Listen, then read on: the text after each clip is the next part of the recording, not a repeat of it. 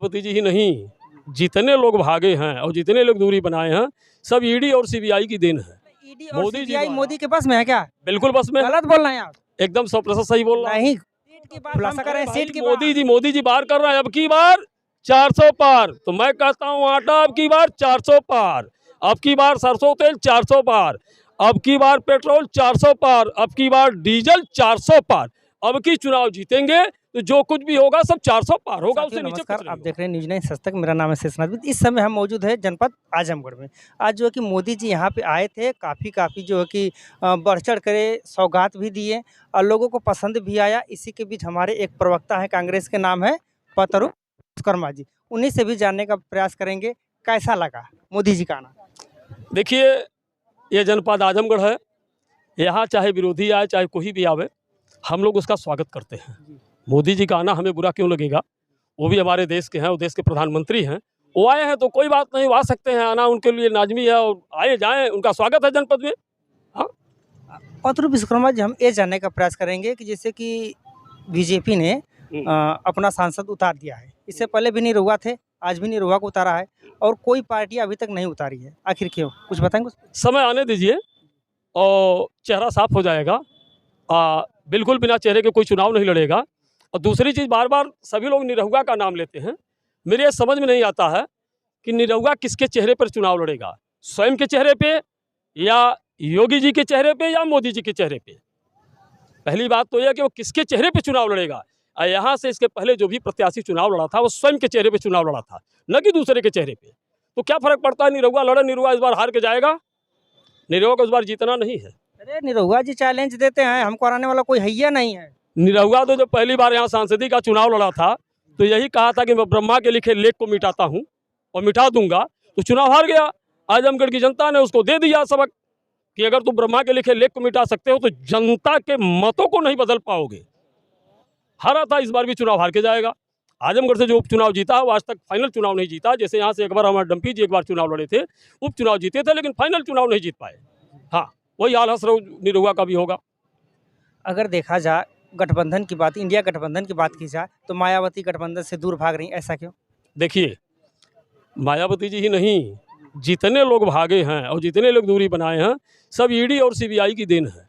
मोदी जी द्वारा और योगी जी द्वारा, मोदी जी द्वारा ही विशेष कहा जाए कि सबके पीछे ईडी और सीबीआई को लगा देते हैं। चुनाव जब करीब आता है तो स्वयं निश्चित रूप से लग जाते हैं। तो भाई वो कहीं ना कहीं से डरी है, उनके खिलाफ जांच पड़ताल पहले से चल रही है, तो नहीं आ रही है, कोई बात नहीं, आएगी तो उनका स्वागत है। आपका कहने का मतलब ईडी और सीबीआई मोदी के पास में है क्या? बिल्कुल बस में। गलत बोल रहे हैं आप। एकदम 100% सही बोल रहा हूँ। नहीं, खुलासा करिए। एकदम सही बोल रहा हूँ भाई। आप इतिहास उठा के देखिए, जहाँ भी गड़बड़ी हुई है वहाँ इन्हीं लोगों की देन है और सबके पीछे जिसके लगे हैं यही लोग लगाए हैं। दूसरी चीज़, एक चीज़ आपको और बता दूं, संसद पर 2 बार हमला हो चुका है। पुराने संसद पर जब हमला हुआ उस समय हमारे देश के प्रधानमंत्री थे माननीय अटल बिहारी वाजपेयी जी, उस समय भी हमला हुआ। अब जो नया वाला संसद बना है इसमें मोदी जी बार बार कहते थे कि यहाँ पंछी भी पर नहीं मार सकती, परिंदा भी पर नहीं मार सकता है, लेकिन इन्हीं के सांसद द्वारा लोगों को घुसाया गया अपने पास पर। और जब अन्य पार्टियों के सांसद ने विरोध किया तो अपने सांसद के खिलाफ कार्यवाही न करके बल्कि विरोधी लगभग 143 सांसदों को सस्पेंड कर दिया गया। ये क्या सही और न्याय संगत है? किस तरह न्याय संगत की बात होती है? अगर न्याय संगत की बात है तो आपको अपने सांसद के खिलाफ कार्यवाही करनी चाहिए थी। अब बाकी सांसदों को शांत करा देना, उनके खिलाफ कार्यवाही होती तो बाकी सांसद शांत हो जाते, लेकिन आप वही है कि आगे चलेंगे तो धूल उड़ा रहे हैं, पीछे चलेंगे तो एड़ी मार रहे हैं। विरोधियों को कहीं से, विपक्ष पार्टियों को कहीं से चलने नहीं देंगे, इनकी ये गति है। अगर देखा जाए मोदी सरकार में सिलेंडर भी फ्री मिल रहा है, राशन भी फ्री मिल रहा है, अब घर घर जो कि नल पानी का जो सुविधा हो रही है। देखिए, आप जहाँ तक बात कर रहे हैं राशन की, राशन पहले भी मिलता था। कोरोना काल के समय से मुफ्त राशन मिलना शुरू हुआ है। राशन इनकी व्यवस्था लागू की हुई नहीं है। दूसरी चीज़, आपने गैस सिलेंडर की बात किया है। जब आप सारे गैस की कीमत 450 से बढ़ा करके 1200 तक चला गया था, अब मान लीजिए 200 रुपया घटाए तो 1000 रुपये हो गया है। तो जब 450 के सिलेंडर 1000 में आदमी खरीद रहा है तो कितने के तो सिलेंडर कट गए और कबाड़ा में बिक गए। रहा सवाल उज्ज्वला गैस योजना आपने निकाला, ठीक है, लोगों ने एक बार ले लिया, लेकिन आप एक बार सर्वे करा के देख लीजिए कि उज्ज्वला गैस जितने लोग लिए थे, कितने लोग कै % रिफिल कराए हैं, गैस को भराए हैं। आपको स्पष्ट हो जाएगा कि गैस का क्या हस्र है। ये है स्थिति। अगला सवाल हमारा ये रहेगा कि मोदी जी कहते हैं पूरा देश मेरा परिवार है, उस पर क्या कहेंगे? देखिए, मोदी जी का पूरा देश कैसे परिवार हो सकता है?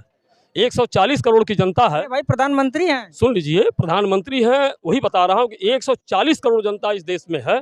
वह अपने पत्नी को, जिसको अग्नि और तमाम लोगों को साक्षी मानकर विवाह किया, 7 जन्मों तक निभाने का वादा किया, उसको तो अपना परिवार बना ही नहीं सके, तो 140 करोड़ जनता को कैसे अपना परिवार बना लेंगे? बिल्कुल असत्य है। डबल इंजन की सरकार जो कि काफ़ी दावा कर रही है कि इस बार भी हम जो कि 400 पार कर लेंगे, क्या कहेंगे? भाई 400 पार तो होगा ही, आटा 400 पार होगा। अरे सीट की बात हम कर रहे हैं, सीट की मोदी जी बार कर रहे हैं, अब की बार 400 पार। तो मैं कहता हूँ आटा अब की बार 400 पार, अब की बार सरसों तेल 400 पार, अब की बार पेट्रोल 400 पार, अब की बार डीजल 400 पार। अब की चुनाव जीतेंगे तो जो कुछ भी होगा सब 400 पार होगा, उससे नीचे कुछ नहीं होगा। मतलब जीतेगी ना सरकार? नहीं जीतेगी, ईवीएम हटा दीजिए, बैलेट पेपर से चुनाव करा। यही बताइए, मोदी जी कहते हैं, लोग कहते हैं कि केवल जनता ही इनको चुनती है। बिल्कुल सही बात है, जनता ही चुनती है। तो बैलेट पेपर से चुनेगी तो भी जनता चुनेगी, ईवीएम से चुनेगी तो भी चुनेगी। तो जब पूरे देश के लोग विरोध कर रहे हैं, सुप्रीम कोर्ट के अधिवक्ता लोग भी विरोध कर रहे हैं कि ईवीएम हटा दीजिए, तो आप ईवीएम हटाइए, आइए बैलेट पेपर से चुनाव कराइए, आपका स्वागत है, देखा जाए कौन कितने पानी में है। एक आखिरी अंतिम सवाल हमारा ये रहेगा कि आज कई वर्षों का चल रहा था मामला अयोध्या का, जो कि प्रभु श्री राम को लाए, इस पे क्या कहेंगे? देखिए, प्रभु श्री राम को ला सकते हैं, मैंने इनके कितने वर्षों पहले श्री राम यहाँ आए हैं, लेकिन ये कहते हैं हम श्री राम को लाएंगे।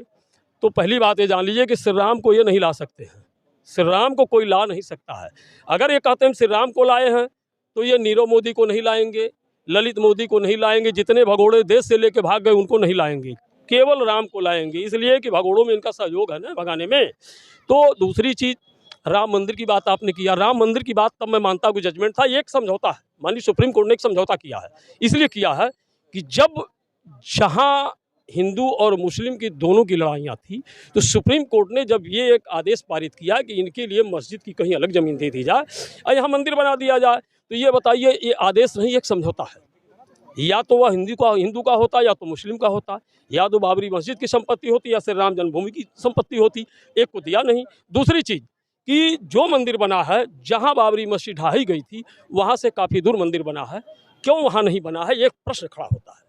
एक अंतिम और सवाल हमारा बढ़ गया, इससे आगे नहीं हम कर पाएंगे क्योंकि काफ़ी लोगों को कवरेज करना है। जैसे कि देखा जाए, राहुल गांधी जब रथ यात्रा अपना कर रहे थे, तो उनको क्यों रोका गया और ये जगह जगह अपना जनसभा कर रहे हैं?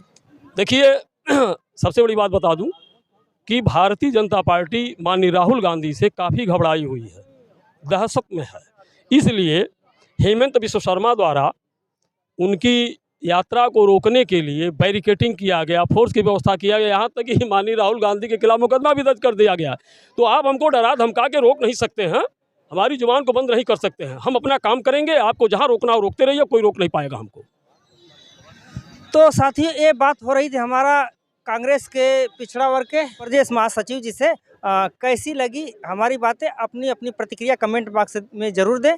इस वीडियो में इतना ही, अगली वीडियो लेकर के जल्द उपस्थित होंगे, तब तक के लिए नमस्कार, जय हिंद, जय भारत।